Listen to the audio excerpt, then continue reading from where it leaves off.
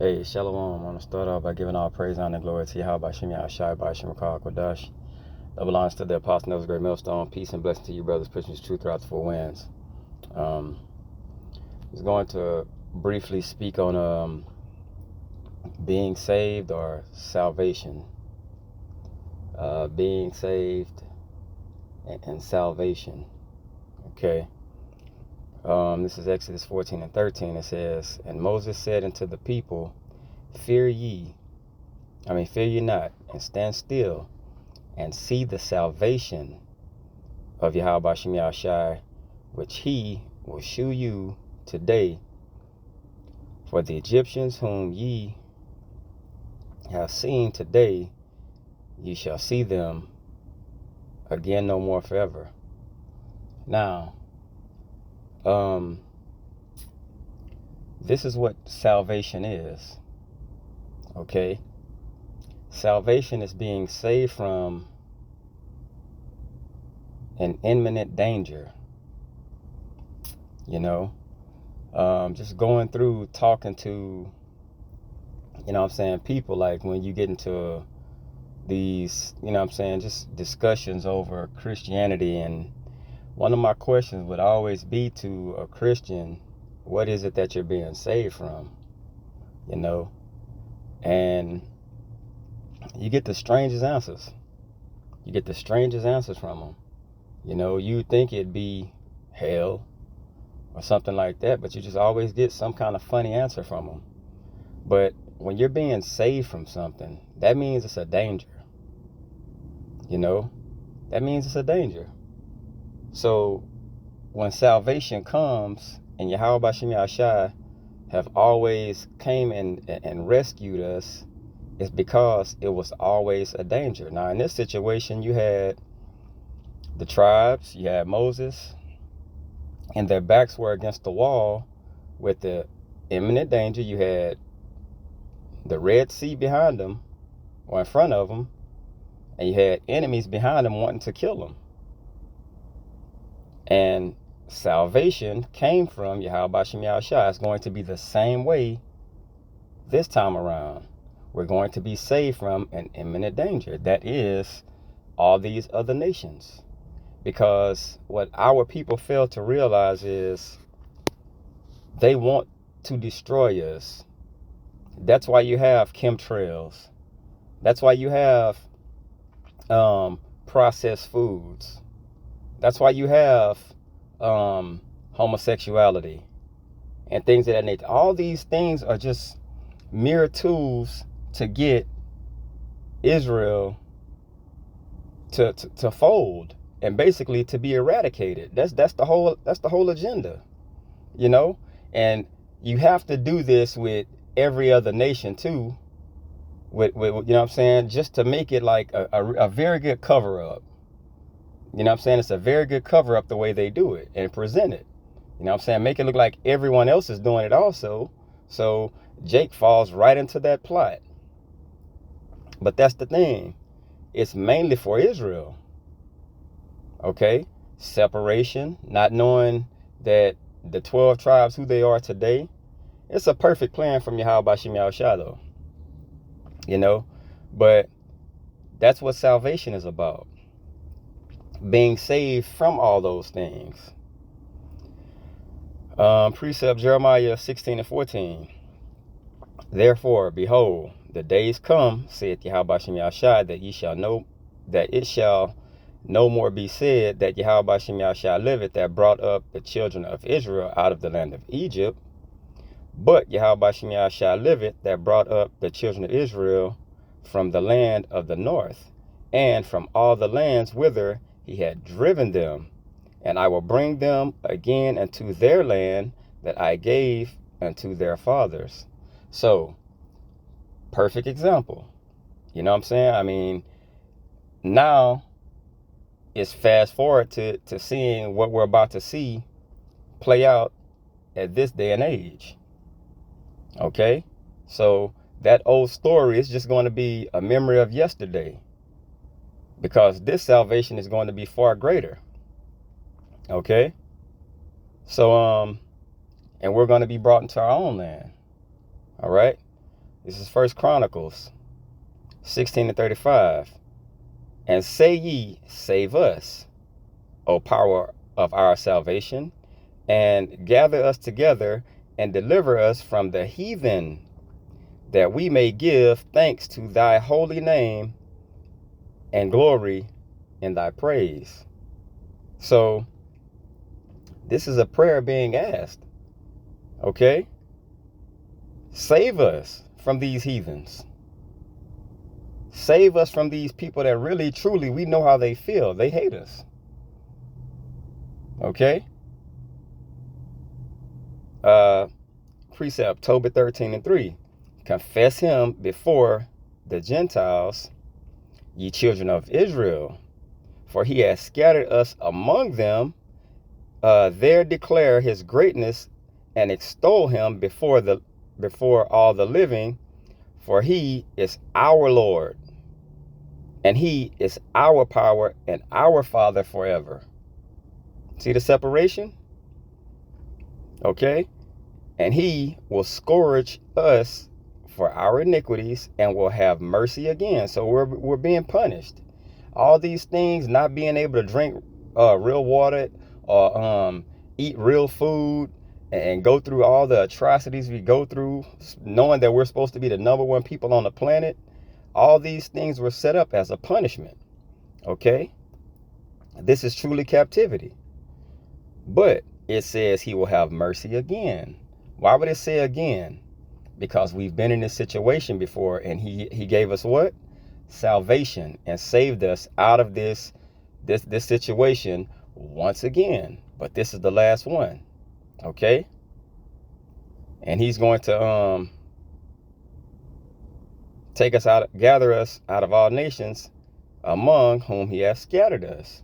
So he put us on this very low state for a reason, because this is punishment. But with the punishment also comes being saved from that punishment. 2 Chronicles 20:17. Ye shall not need to fight in this battle. Set yourselves, stand ye still, and see the salvation of Yahuwah Shem Yahshua with you, O Judah and Jerusalem. Fear not, nor be dismayed.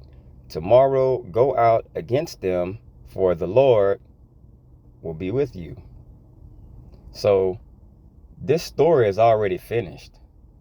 You know, we're living in a movie right now. The story has already been been written and finished. We're just watching it play out. We're just living in our roles, playing these characters. You know what I'm saying? These characters that we are. Okay? This is Exodus 14:14. Yahuwah Shem Yahshua shall fight for you, and ye shall hold your peace. So, contrary to popular belief, we don't have no control over what's going on. Everything in life is set up and already has been spoken. So when something goes a certain way, we just have to roll with that. You know, it's nothing you could have done differently to change it. You know, but all these things, they're working towards salvation. Okay, this is Psalms 3:8. Salvation belongeth unto Yahuwah Shem Yahshua. Thy blessing is upon thy people. Salah. So the Lord basically, salvation and all those things, everything that these Christians say they stand for, they really don't understand, because they can't be saved. Okay? They won't be saved because it's no imminent danger towards them from anyone. So we have to basically just roll. That's how we have to roll with it, because that's the truth. That's how we have to see it. Okay? 1 Kings 6:13. And I will dwell among the children of Israel and will not forsake my people, Israel. So it's reiterating who his people is and who salvation is for. Okay? So it's nothing, no one can say to refute that. All right? Thy people Israel, my people Israel. Like, you get these sayings all throughout the Bible. So no one can like just inject themselves into this place of salvation. All right. This is Psalms 14:7. Oh, that the salvation of Israel were come out of Zion. When Yahuwah shall bringeth back the captivity of his people, Jacob shall rejoice and Israel shall be glad.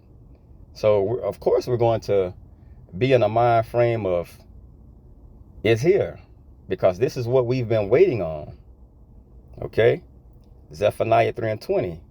At that time, I will bring you again, even in the time that I gather you, for I will make you a name and a praise among all people of the earth, when I turn back your captivity before your eyes, saith Yahweh Shem Yahushua. Who do you think this is talking to? These are his chosen people. Okay? This is salvation coming to who it's supposed to come to. On the opposite side of captivity, you have salvation. Okay? Just look at the words. Captivity. That means someone took you captive. That means you're someone's property. Salvation means saving or redeeming. So who was taken to be slaves in captivity? Come over here on slave ships. Okay? Now, who needs to be saved from that exact same thing or those exact same people, and where they still lie to this day? That's how simple this is. That's who salvation is for. That's how simple that's truly how simple it is. Okay, you went into captivity, you were captured. Now you need to be saved from that captivity, who you was captured by. Okay? This is Psalms 18:2. Yahweh Shem Yahushua is my rock and my fortress and my deliverer, my power, my strength, in whom I will trust, my buckler and the horn of my salvation and my high tower. So, the horn of salvation. When that salvation comes, someone has to be saved. Okay? Somebody has to be saved. So somebody has to be captured. Okay? Someone has to pose an imminent threat, and someone has to be that imminent threat. Okay? This is Luke 1:69. And hath raised up an horn of salvation for us in the house of his servant David. And that's Yahuwah. Out of this man's seed shall I raise up a savior for my people, Israel. You know what I'm saying? When you put these scriptures together, it makes perfect sense if they can receive it. All right? This is Isaiah 45:17. But Israel shall be saved, and Yahweh Shem Yahushua with an everlasting salvation. Ye shall not be ashamed nor confounded, world without end. And that's what it's going to be.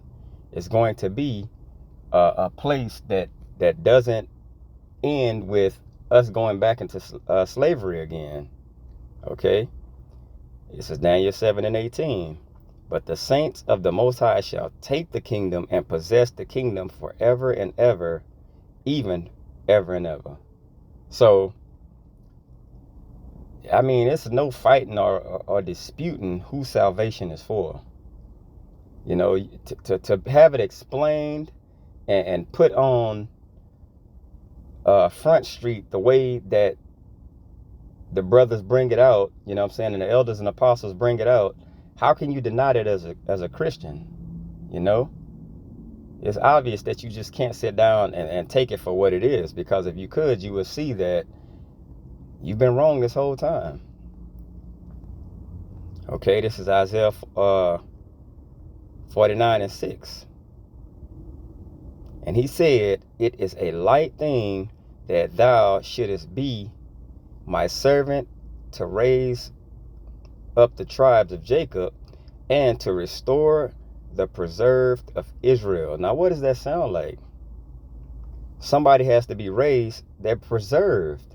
That means you are set aside for a special moment or a special time. Okay? Of who? Of Israel. I will also give thee for a light to the Gentiles, that thou mayest be my salvation unto the end of the earth. Now those Gentiles, those aren't the other nations, because the mind frame of Israel is stuck and locked into whatever system they get into. If you put Israelites in Egypt and the custom is being Muslim, that's what they're going to be. Okay, so it's basically like someone trying to find their way home, but they just don't have no guide. So Yahuwah Shai, he set up men to be a guide, a light. Okay, now these people, when that light shines on certain ones of them, what happens is they see it. A lot of people can't see the light, but a lot of people that's supposed to see it, they will. Okay, it's Acts 13:47. For so hath the Lord commanded us, saying, I have set thee to be a light of the Gentiles, that thou shouldest be for salvation unto the ends of the earth. This is for Israel. This salvation is for the chosen people, not everyone. Okay? Because everyone didn't go into captivity. Everybody don't fit those curses that basically was set up for the